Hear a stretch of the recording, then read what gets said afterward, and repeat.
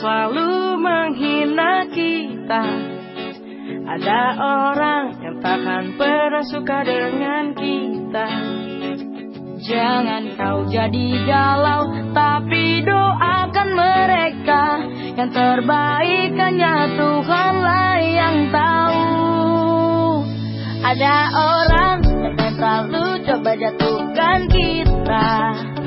Ada orang yang tak sejalan dengan mimpi kita. Jangan kau sakit hati, ingat pepatah Om Deddy. Sebelum kita mencoba untuk membenar-benarkan sesuatu,